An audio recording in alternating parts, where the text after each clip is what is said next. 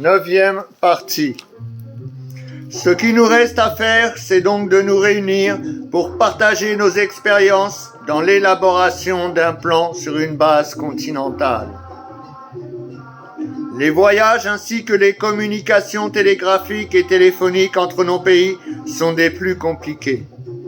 Les communications routières entre États voisins sont souvent difficiles, voire même impossibles. Il n'en est donc pas étonnant que le commerce entre pays africains soit resté à un niveau anormalement bas.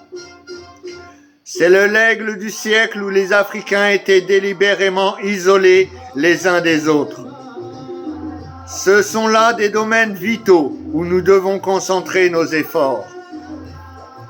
Un autre projet dans le domaine de la coopération économique qui devrait recevoir une application sans tarder, c'est la création d'une banque africaine de développement.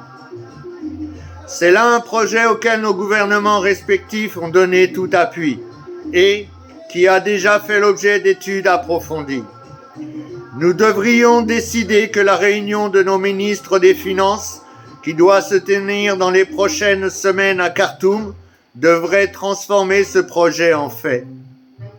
En même temps, nos ministres pourraient convenablement continuer les études déjà entreprises concernant les effets sur l'économie africaine de la création de groupements économiques régionaux dans d'autres continents.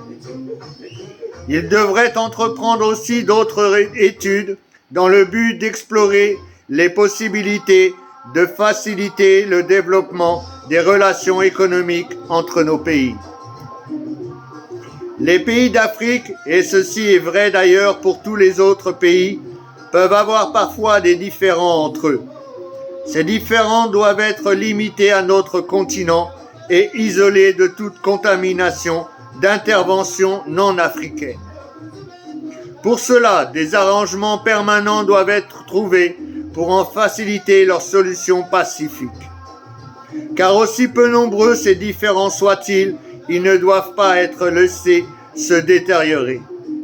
Une procédure de règlement pacifique des disputes doit être établie afin d'empêcher que la menace ou l'utilisation de la force ne mette plus en danger notre continent. Nous devons envisager aussi des mesures pour l'établissement d'un système de défense commun pour l'Afrique. Des plans militaires pour la sécurité de notre continent doivent être préparés, en commun, dans un cadre collectif. La responsabilité de protéger notre continent de toute attaque de l'extérieur est un devoir qui concerne que les Africains. Des dispositions doivent être prévues pour qu'une assistance rapide et efficace puisse être fournie, dans le cas où un pays africain est menacé d'agression militaire. Nous ne pouvons pas compter simplement sur la moralité internationale.